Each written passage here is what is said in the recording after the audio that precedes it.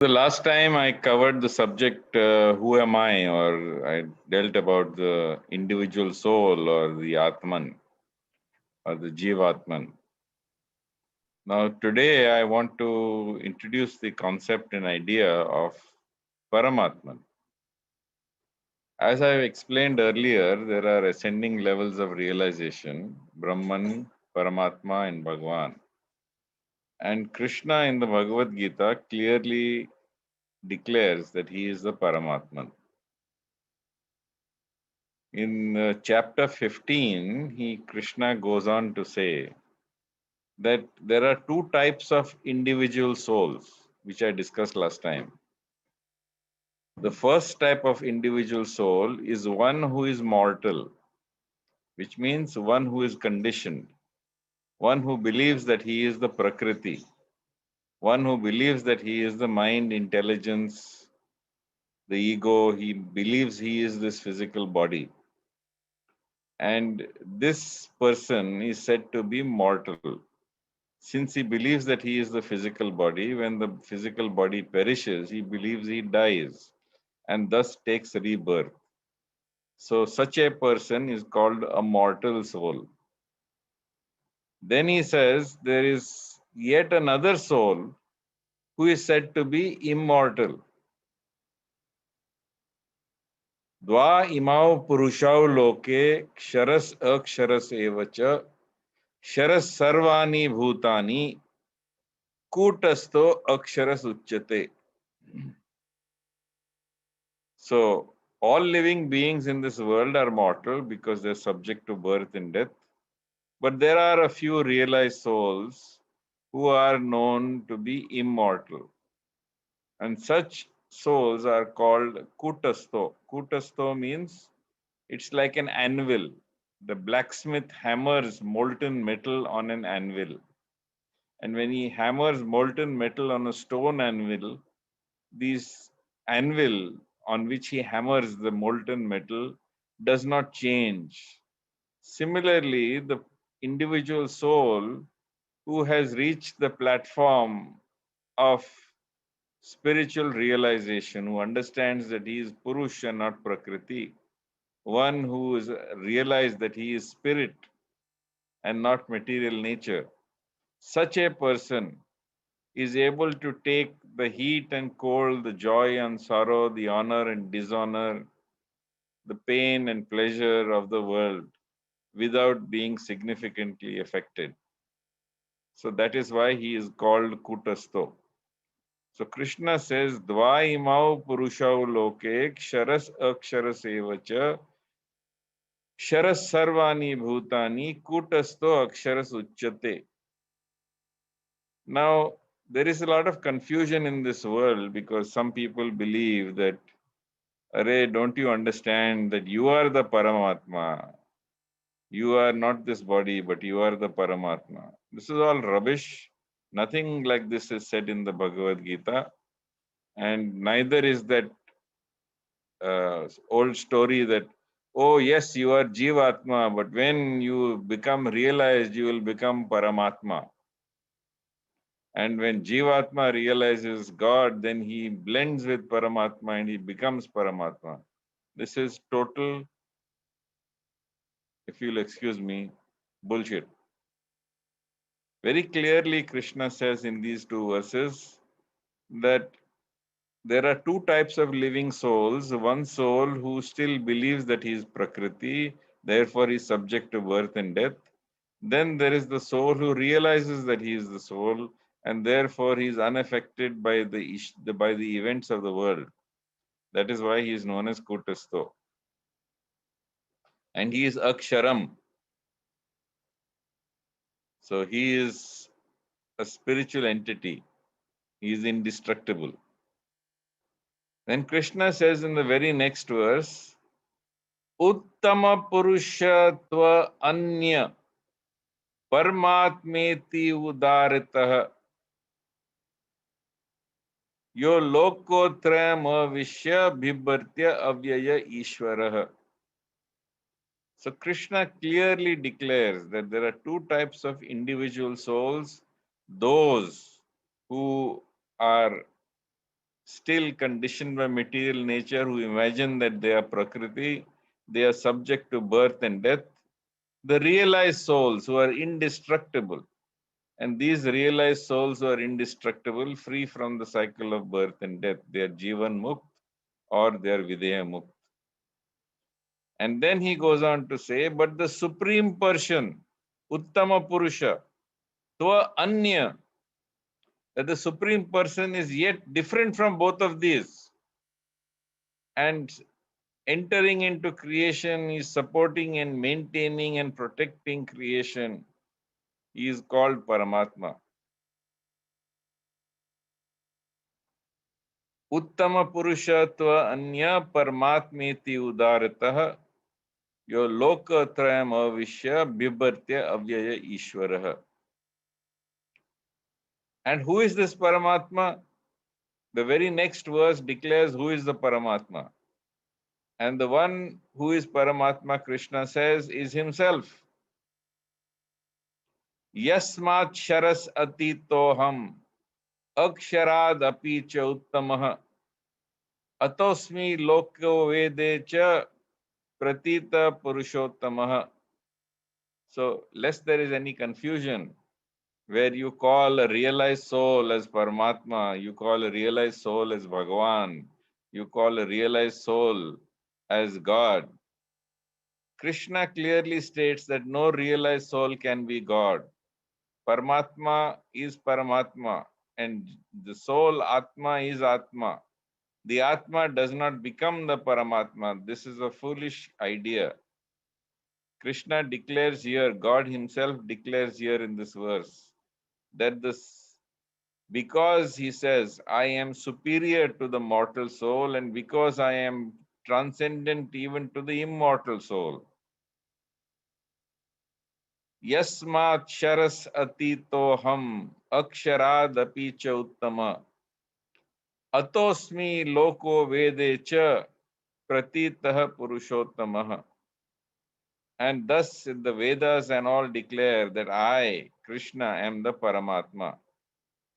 So clearly, Krishna declares that he is the Paramatma. Each of us can either be a mortal soul, or when we realize God, we can become the immortal soul. But the Supreme Lord manifests as his localized representation as the Paramatma into creation, who is sustaining, maintaining, and protecting creation. So this should be very, very clear to you that there is absolutely no question of Paramatma becoming, Jivatma becoming Paramatma. The Jivatma can realize that he is the Atman, but he cannot become Paramatman. Krishna says, Uttama Purushatva Anya is separate, distinct. Paramatmeti Udarita is called Paramatma. And he says that because he is transcendent and superior to both the individual perishable or mortal soul and the imperishable or immortal soul, he is known as Paramatma in all the scriptures. Now, this Paramatma, you should understand, is seated within your heart. This Paramatma is seated within your heart. In the Bhagavad Gita, Krishna says very clearly, Sarvasya cha, in the 15th chapter itself, Sarvasya chaham hridhi sanvishto mata smritir jnanam apohanam cha vedaischa sarver aham eva vedyo vedanta krid veda vid eva chaham. He says, I am seated in your heart and I give you knowledge, remembrance, and forgetfulness. So when you seek knowledge, he gives that knowledge to you. When you want to remember something, he helps you to remember. And when you choose to forget something, then that Paramatma seated in your heart also helps you to forget it. And then Krishna says that I am the Veda, the purpose of the Vedas is to know me. I am the compiler of Vedanta. I am in fact the embodiment of the Vedas. So Krishna very clearly has declared that he is in your heart. All your remembrance, all your knowledge, all your forgetfulness, all comes from him. And not only does it all come from him, but also over and beyond this, he is in fact the embodiment of the Vedas. Because he is seated in your heart, he is constantly watching what you're doing. And if you're devoted to him, if your heart is set on him, then he gives you the knowledge by which to come to him.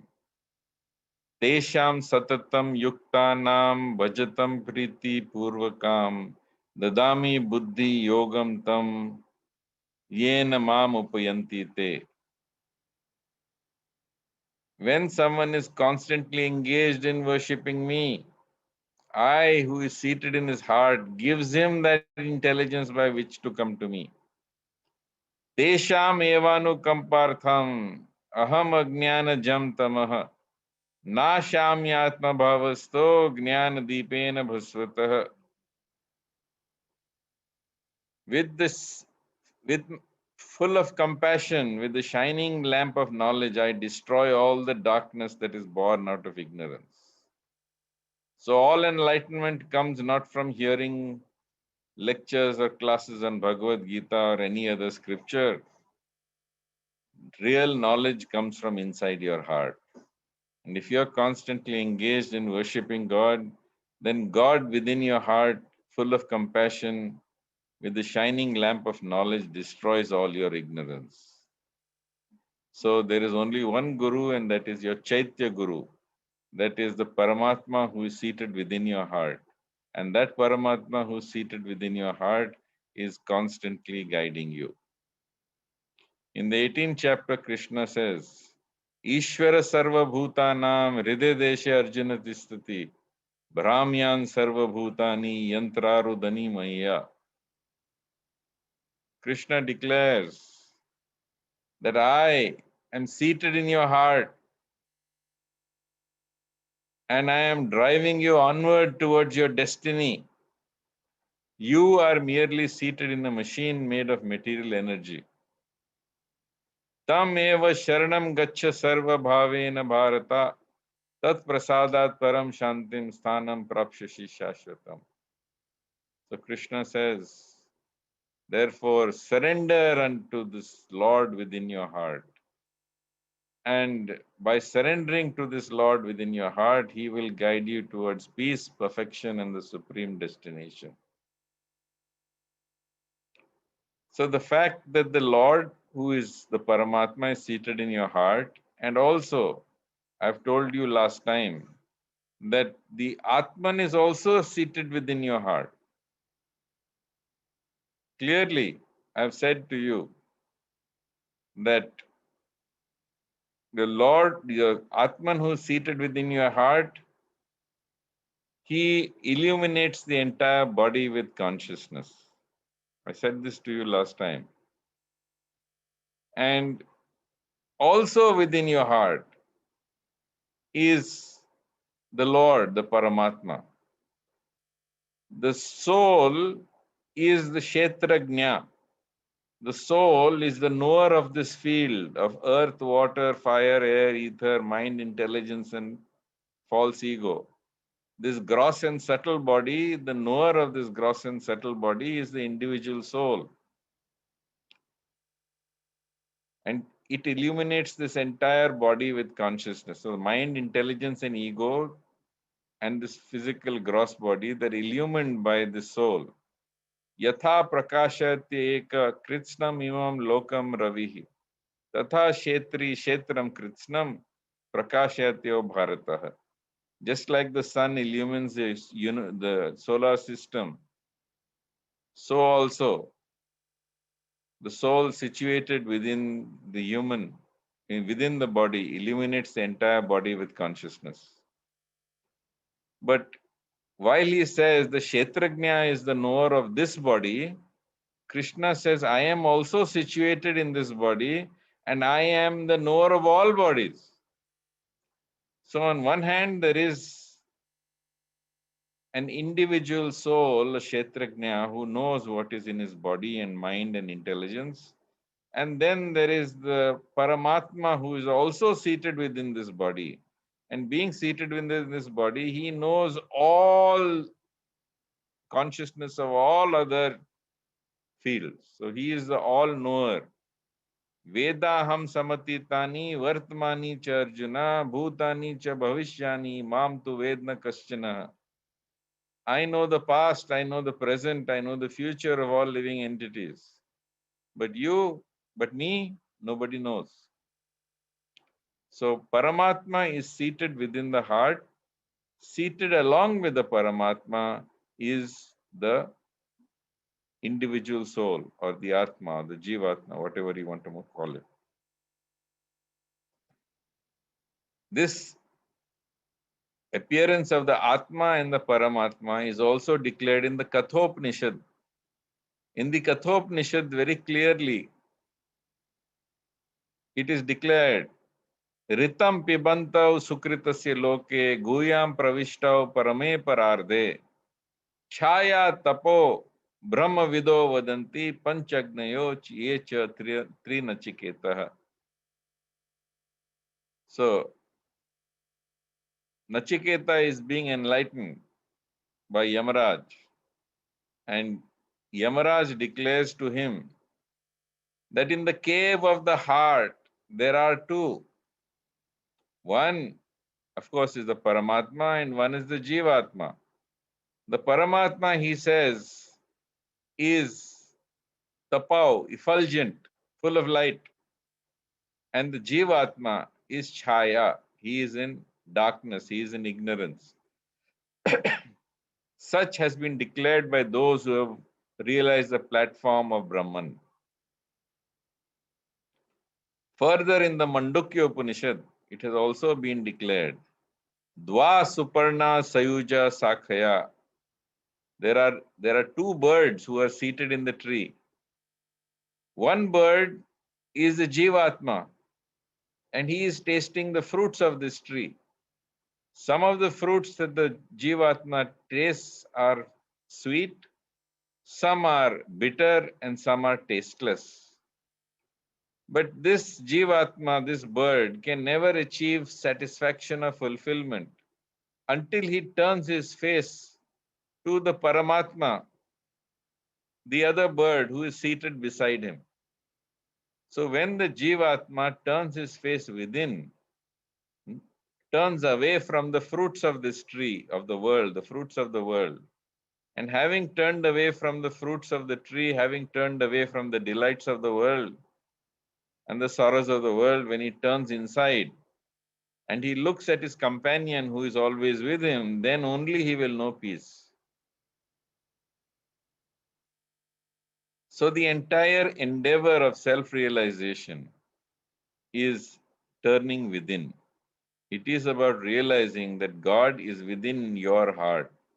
And of course, because Paramatma is in the hearts of all living entities, Paramatma is also in the hearts of all people around you. He speaks not only from your heart, he also speaks to you from the hearts of people around you. And therefore, when you can turn to this Lord who is seated in your heart, this Lord who is seated within, he will enlighten you. Now you might well ask, how do I know that I am hearing the Lord in my heart? Are you sure that the Lord in my heart is speaking? Yes, you cannot be sure. You cannot be sure because Kama, Krodha, Lobha, Moha, Matsarya. So lust, anger, greed, envy, illusion, madness, all these are also voices that are present within your heart. And you have to be able to distinguish between those voices and the voice of God. But how will you do that? The answer is very simple. You have to learn how to silence the other voices. If you have a house that is full of noisy people and children, and your phone is ringing, but your phone is very soft, has a very soft tone, you will not only not hear the ringing, you will hardly get to hear the voice on the other end. But when all the other voices of the people in the house have been silenced, when the children are quiet, when the other people who are talking and shouting have kept quiet, then you can hear the phone ringing and you can hear the voice of the person on the phone. Similarly, in your heart also there are many voices. Some time ago, there was a man who climbed into a church tower with a sniper rifle and he shot 14 people dead in Austin, Texas. And then when he was arrested, he said, God told me to do that.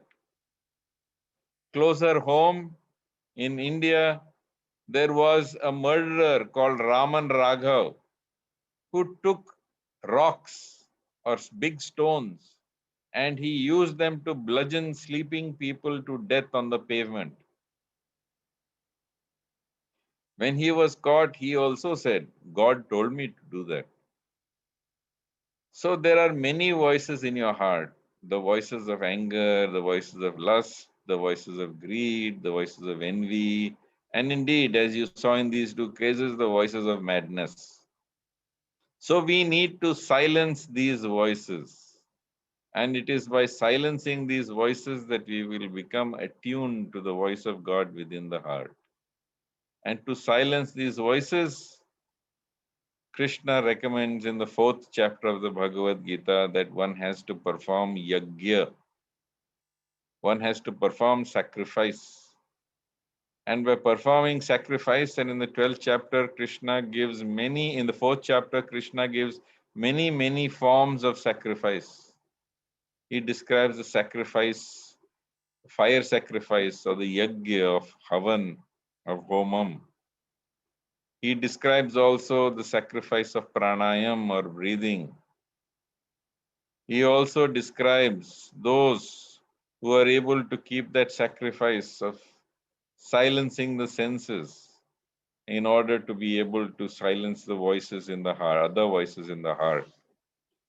But in the Bhagavad Gita, Krishna declares that of all forms of sacrifice, he is the chanting of the holy names. In the Bhagavad Gita, Krishna declares, Yagna Nam Japo Yagnosmi. Of all forms of sacrifice, I am the chanting of the holy names. In the Brihad Naradiya Puran, it has been clearly mentioned. Harer Nam, Harer Nam eva kevalam, Kalau naste eva gatiranyatha. Krishna declares that in Kali Yuga there is no other way, there is no other way, there is no other way in Kali Yuga other than chanting the holy name, chanting the holy name, chanting the holy name.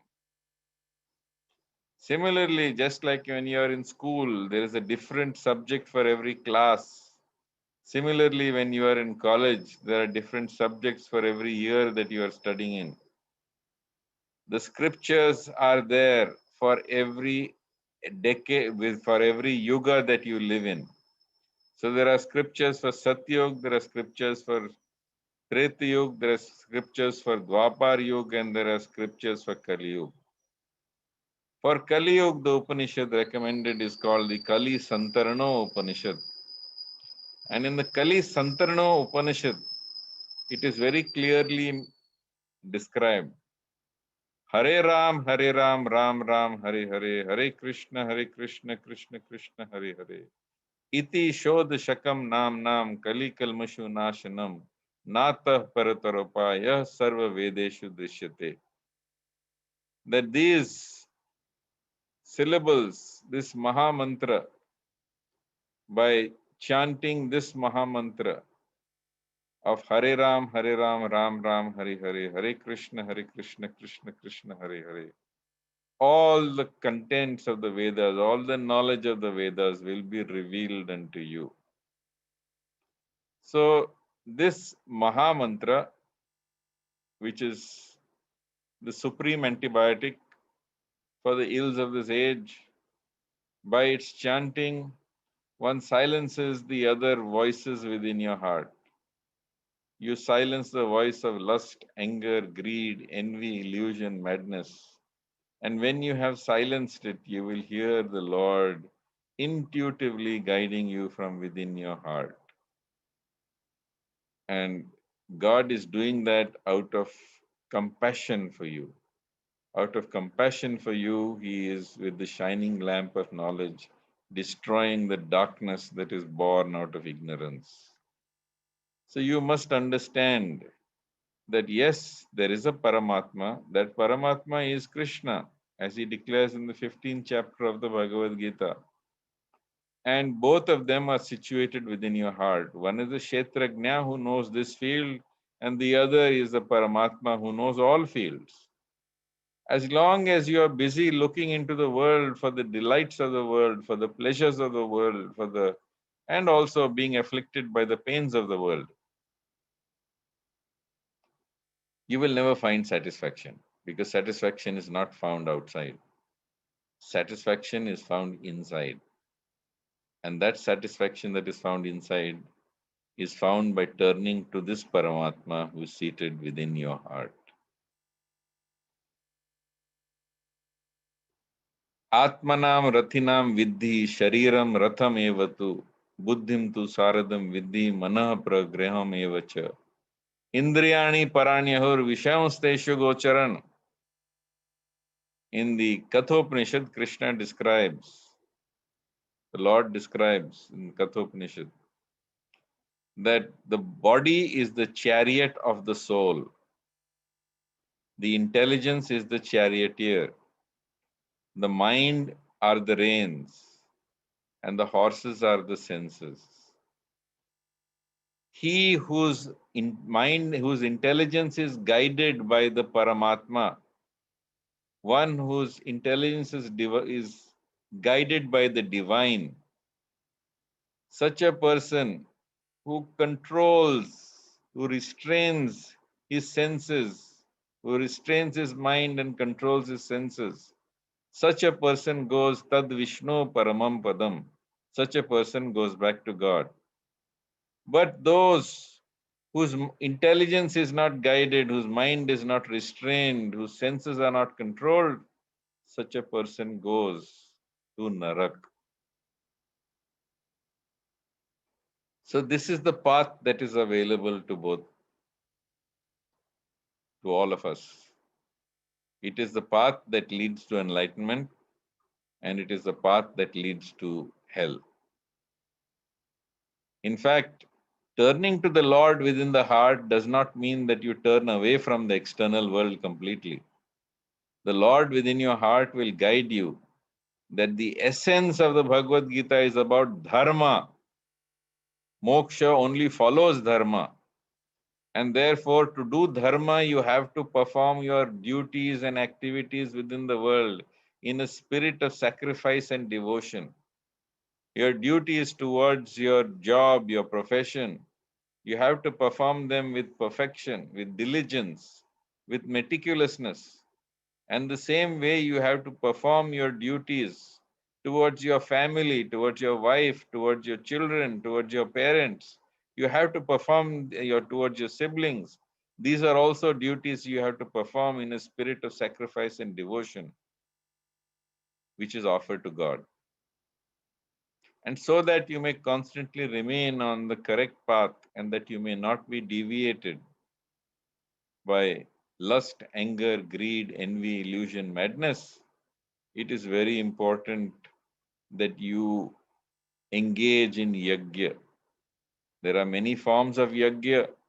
I personally recommend the chanting of the holy names as the best form of yajna for Kali Yuga, because the scriptures say so. This is my personal experience, and I recommend that if you chant God's name, you will automatically reach that state where you will be in tune with God, and God will act through your prakriti and engage in the perfection of your duties that are being performed, so that your dharma, artha, kam, and eventually moksha will all be yours. So, this is the essential message I wanted to give you. I don't want to do too much because then you will get distracted. And I will like to conclude this lecture at this point of time. If you have any questions, please make a note of those questions and forward them. For various technical reasons, I am not able to answer the questions right now to you because our presenter is not here. Or, but if you forward these messages will eventually will come to me, and I will then reply each and every one of these messages. I suggest that all of you should listen to a recording of this lecture again, and you should follow and identify the verses that I have quoted in this lecture so that you can get a deeper understanding of the Bhagavad Gita. As I've explained to you, the Bhagavad Gita knowledge is spread out across several chapters. So it is, I consider, foolishness to imagine that you can study Bhagavad Gita by studying one chapter at a time. The knowledge is spread across so many chapters that it is like a string of pearls. You have to pick up these pearls from every chapter and then string them together. And it is my hope that you may find something like that in these lectures.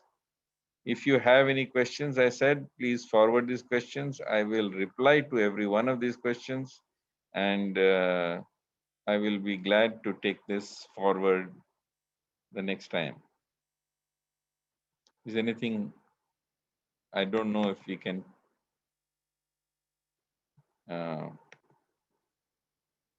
since we don't have a compare, we will call it quits and we will conclude this lecture today.